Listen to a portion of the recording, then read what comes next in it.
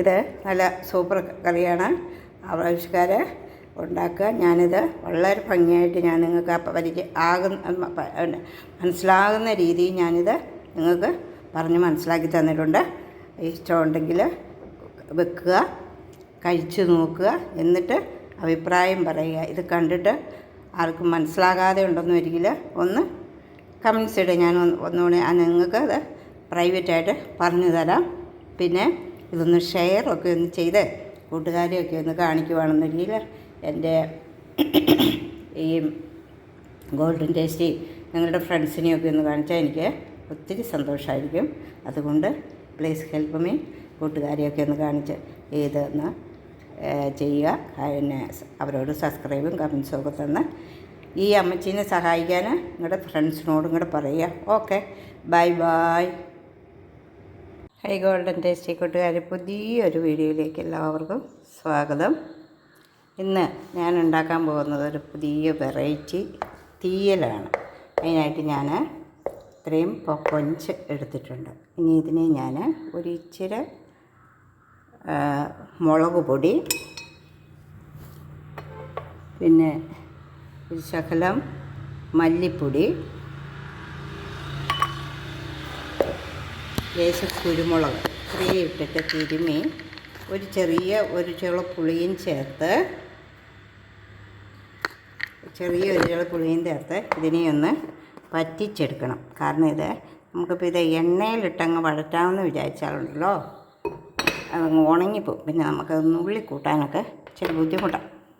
ഉള്ളിയല്ല ഇതിങ്ങനെയുണ്ട്. അപ്പോൾ ഇതിനകത്തിന് ബാക്കി ഉപ്പൂടെ ചേർത്ത് ഒരു ചുള പുളിയും ചേർത്ത് ഞാനിത് അടുപ്പത്ത് വയ്ക്കട്ടെ. ഇച്ചിരി ഉപ്പും ചേർത്തു, ആവശ്യത്തിന് ഉപ്പ്, പിന്നെ ഒരു ചുളപ്പുളി, ഇത് മതി. അത് ഇട്ടിട്ട് ഞാൻ ഒന്ന് ഇളക്കി ചേർത്ത് വെച്ച് ഒരു സൂപ്പറാണ്.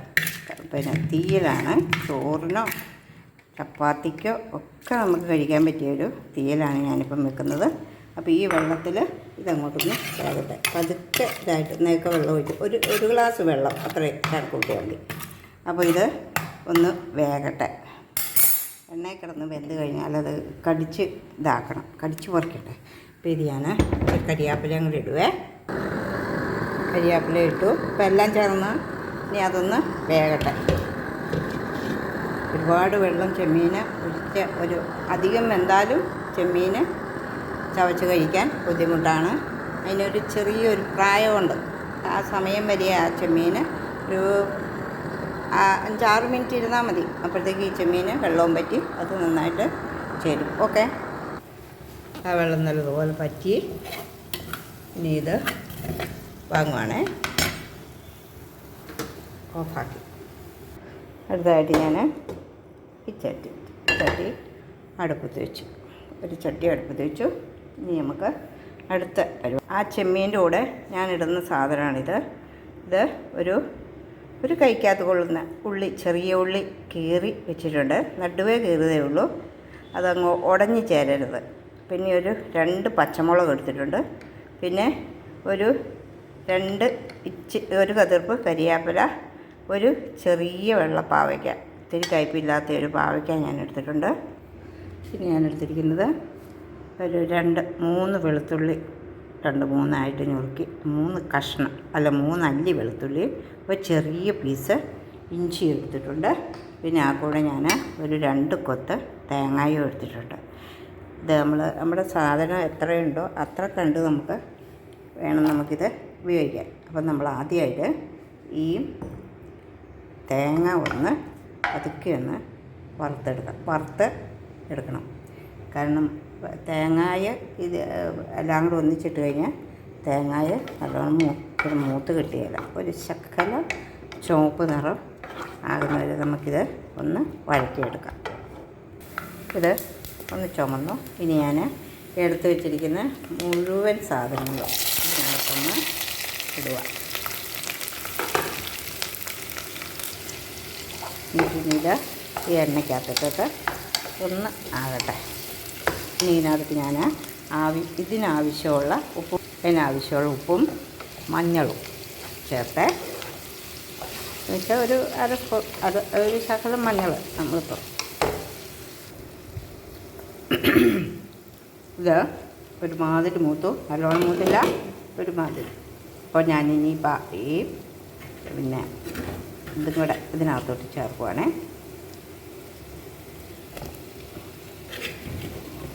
ചെമ്മീനും കൂടെ ഞാനത് ചേർക്കും.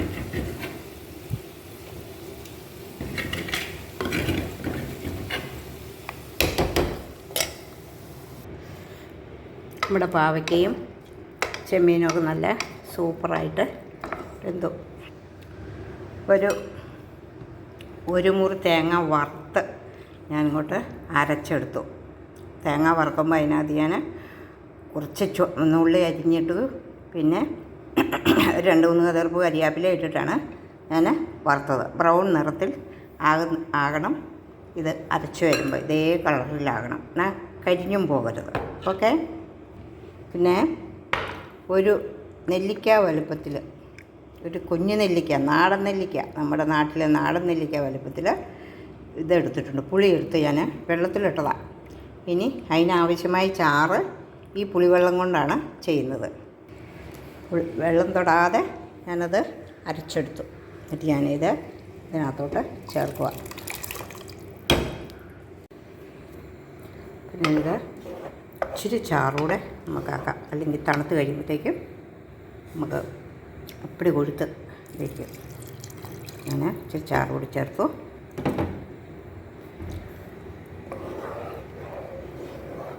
നല്ല പാകത്തിന് ചാറായി, കൊഴുപ്പുണ്ട്, പുളിയുണ്ട്, ഉപ്പുണ്ട്, എല്ലാം ചേർന്നു. ഇത് ഞാൻ കുറച്ചേ ഉണ്ടാക്കുന്നുള്ളൂ, ഞങ്ങൾ ആൾ കുറവായതുകൊണ്ട് ഞാനിവിടെ കുറച്ചേ ഉണ്ടാക്കുന്നുള്ളൂ. ഒത്തിരി ഉണ്ടാക്കട്ടവർക്ക് അങ്ങനെ ഉണ്ടാക്കാം, കുഴപ്പമൊന്നുമില്ല കേട്ടോ. ഈ സാധനങ്ങളൊക്കെ ചേർക്കണമെന്നേ ഉള്ളൂ. എല്ലാം ചേർത്ത് നന്നായിട്ട് ഉണ്ടാക്കിയാൽ സൂപ്പർ കറിയാണിത്. ഇതേപോലെ തിളച്ചപ്പോൾ ഞാൻ തീ അങ്ങോട്ട് ഓഫാക്കി. പിന്നെ ഇതാണ് പാവയ്ക്ക ചെമ്മീൻ തീയൽ. ആവശ്യത്തിന് ചെറിയത് പുളി വേണം. പിന്നെ ചിലർക്ക് ഇതിനകത്ത് ശർക്കരയിട്ട് അവർ പുളി, ഉപ്പ്, മധുരം എന്നിവ ഒരു സംയോജിപ്പിക്കുന്ന ഒരു സംഭവമുണ്ട്. ഒരു ടേസ്റ്റ് വരാനുണ്ട്, അത് ചെയ്യുന്നു. ഞാൻ ഇതിനകത്ത് മധുരം ചേർക്കുന്നില്ല. പുള്ളിക്ക് മധുരം അങ്ങനെ ചേർത്ത് ആ ഒരു ടേസ്റ്റ് പുള്ളിക്ക് ഇഷ്ടമില്ല. ഇതാണ് ഉപ്പ്, പുളി, ഇത് രണ്ടും കൂടെ ചേർന്ന് ഒരു ഐക്യമാണ്. പിന്നെ ഒരു കുഞ്ഞി കയ്പ്പ് പാവയ്ക്കായുടെ അത്, അപ്പോൾ അത് നഷ്ടപ്പെടും മധുരം ചേർത്ത് കഴിഞ്ഞാൽ. അതുകൊണ്ടിട്ട് ഞാൻ ഇതിനകത്ത് അങ്ങനെയുള്ളതൊന്നും ചേർക്കുന്നില്ല. നിങ്ങൾക്ക് ഇഷ്ടമുള്ളവർക്ക് ഇത് ചേർക്കാം. പിന്നെ കടുകും പത്തലമുളകും ചേർത്ത് കടുക് പൊട്ടിച്ച് കരിയാപ്പിലയും കൂടെ ഇട്ട് കടുക് പൊട്ടിച്ചിടാം. ഞങ്ങൾ പിന്നെ ഇത്രയും പ്രായമായതല്ലേ, നന്നായിട്ട് എണ്ണയൊക്കെ ചേർന്നിട്ടുണ്ട്. ഇനി ആ എണ്ണയും കൂടെ ഒഴുക്കി ഷുഗർ വരുത്തുന്നില്ല. അപ്പോൾ ഇതൊക്കെ കൂടെ ചേർന്ന് അടിപൊളി, നമുക്ക് ചപ്പാത്തിക്ക് വേണേൽ ചപ്പാത്തിയോ പൊറോട്ടയ്ക്കോ എന്തിനു വേണേലും ഉപയോഗിക്കാൻ പറ്റിയ സൂപ്പർ ചെമ്മീൻ തീയലാണ്. ഇതേ കളറും ഒക്കെ വേണം. ഇത് നല്ല ബ്രൗൺ കളറാണ്, നല്ല കണ്ടാൽ തന്നെ കൂട്ടാൻ തോന്നുന്ന ഒരു ടേസ്റ്റിയാണ്. ഓക്കെ.